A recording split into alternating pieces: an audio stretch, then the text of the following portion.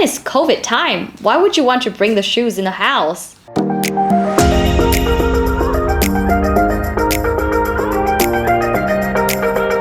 Hi everyone, welcome back to my channel. My name is Vân, I'm Vietnamese, and I'm gonna be your local tour guide who introduces you to Vietnamese culture, food, and travel. So if you'd like to learn more about Vietnam, don't forget to subscribe to my channel and hit that bell button so you'll be the first one to be notified for my next videos. So recently I did a video called A Vietnamese Reacts to 7 Things Not to Do in Vietnam by Kel McKinley. But today I'm gonna do 10 things that you should not do in Vietnam under a Vietnamese person perspectives. I think this video is gonna be helpful for those of you who plan on coming to Vietnam because it can help you mitigate the culture shocks and the misunderstandings in terms of communications due to the cultural differences.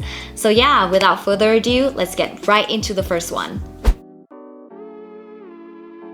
We compare the weather here, especially in Hanoi, to a teenager who is going to her or his puberty because it is so unpredictable. One day it can go up to 40 degrees and then the next day it can be rainy and cold. Also, just because we have a tropical climate doesn't mean we don't have snow in Vietnam. It can snow in the northern mountainous regions of the country.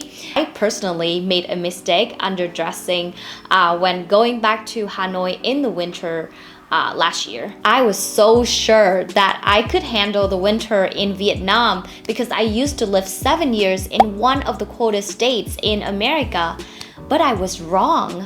It was freezing in December in Hanoi. Even though it was just like 10 degrees in Celsius, which is 50 degrees in Fahrenheit, but it's still so cold, guys. And I finally know the reason why is because Vietnamese people don't insulate their homes.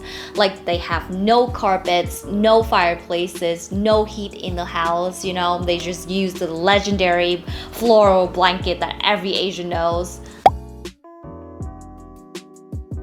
So yeah, it might get very hot in Vietnam and it might get very cold in Vietnam, so don't underestimate the weather.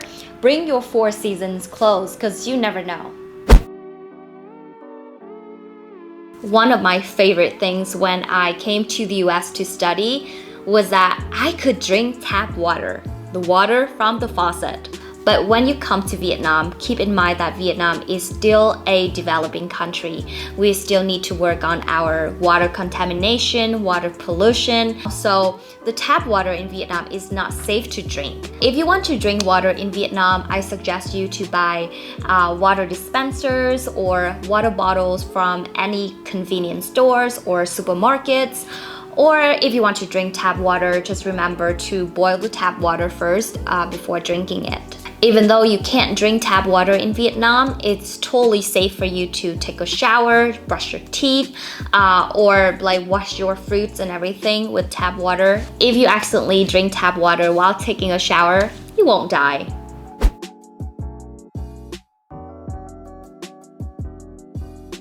Alright, number 3 is gonna be a sensitive matter, and I always don't like to talk about politics on my channel, but I think you guys should know this one because I have seen a lot of incidents that foreigners are being arrested for not knowing this rule.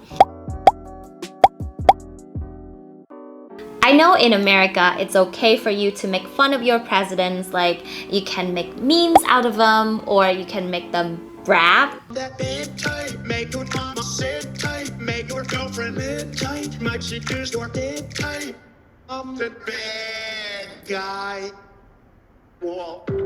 But in Vietnam, making fun of the presidents or the Vietnamese national heroes is highly prohibited.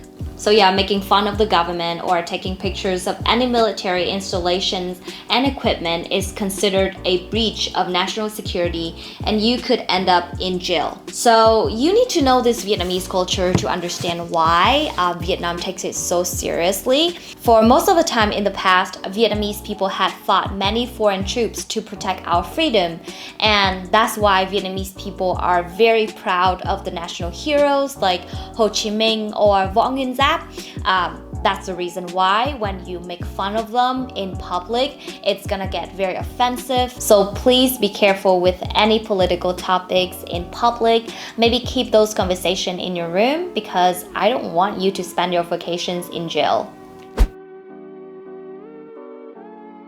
Alright, so let's say that you are in Vietnam and a Vietnamese person invites you to his or her house to have a dinner because that's how friendly Vietnamese people are, right? One of the unspoken rules in many Asian countries, especially in Vietnam, is that you should take off your shoes before entering their house. When you enter someone's house, taking off your shoes show that you care enough about them and the cleanliness of their home to go extra mile and remove your shoes. In fact, Vietnamese people are more family-oriented and we tend to have less personal space than Westerners. So there will be a lot of family gatherings and many activities happen on the floor, like having hot pot on the floor, playing cards, or chit-chatting on the floor. So yeah, we don't want you to bring germs from the outside to our floor where we're gonna sit on it or like sleep on it, you know? And it's COVID time. Why would you want to bring the shoes in the house? Alright, so you get into the house without your shoes on. Congratulations, you did a great job. And now the host invite you to sit down and ready to have a dinner. You should not play with your chopsticks. I did a whole video about Vietnamese dining etiquette and I'm gonna leave the link up here so you guys can check it out. But for the sake of this video, I'm just gonna quickly explain why you shouldn't play with your chopsticks. You shouldn't knock your chopsticks to the bowl because it's like inviting ghosts or wandering spirits from the outside to the house and they might bring bad luck to the family. Also, you shouldn't stick your chopsticks straight into the rice because it reminds Vietnamese people of funerals. People usually stick burning incense into rice to honor the dead people. These customs are heavily applied in the northern part of Vietnam. So if you're from the central region or the southern part of Vietnam, don't hesitate to comment down below to let me know if you guys apply these customs too. Vietnamese traffic can be tricky or chaotic for you if this is your first time visiting Vietnam. But no worry, let me show you how to cross the road properly. Alright guys, so today I'm going to teach you guys how to cross the road in Vietnam. Step number 1, put out your hand like this if you are too scared, so you can give the people signal that you're about to cross the road. Step 2, go with a steady speed and try not to stop suddenly. Step 3, pray. Yep, just pray that you can survive. Alright, so let me demonstrate you, okay? Let's go.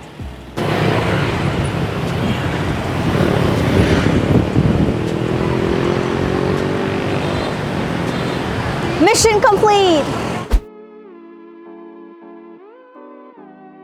Pickpocketing and bag snatching can be common problems in many tourist attractions in many countries, including Vietnam.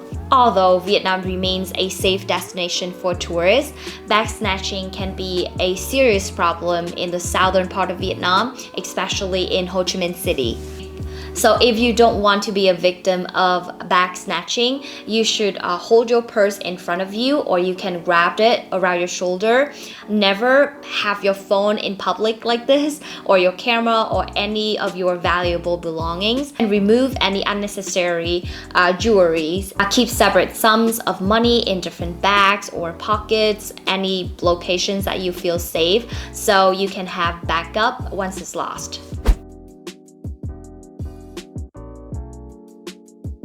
Temples and pagodas are considered as religious places that are very sacred.